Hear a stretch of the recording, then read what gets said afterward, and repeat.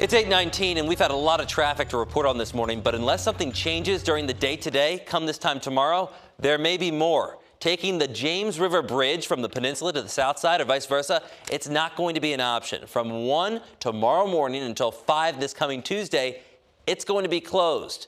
I recently went up in Chopper 10 to get a closer look at why this needs to happen and how you should best get around it.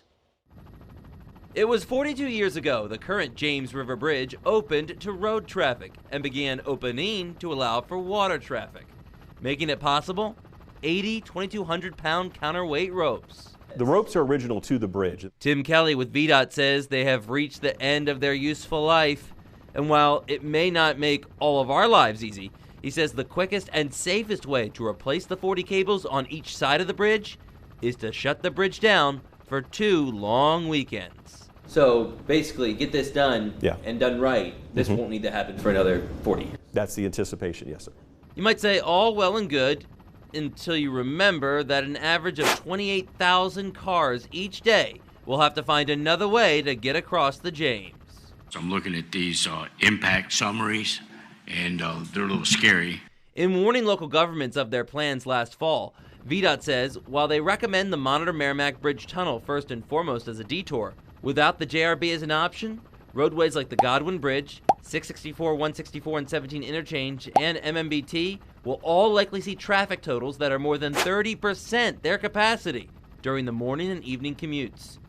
And we already know what it's like now when there's an accident. It is going to be a very hard, difficult 2 weekends. Kelly says VDOT is doing all they can to prepare. We're moving any of the tow trucks that are used at the JRB, moving those over to the Monitor Merrimack, as far as that way we could handle any incidents that may come up to hopefully, expedite that process to get that cleared as soon as possible. But he says, don't forget the Jamestown Scotland Ferry.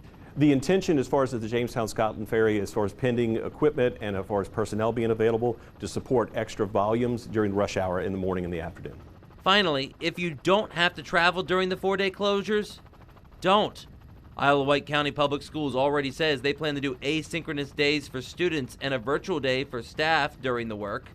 Of course, if any of these dates or times change, once we know from VDOT, we're going to let you know. Make sure you stay up to date with WAVY.com and the WAVY News mobile app. For now, in Chopper 10 with pilot Scott Abbott, Brett Hall, 10 on your side.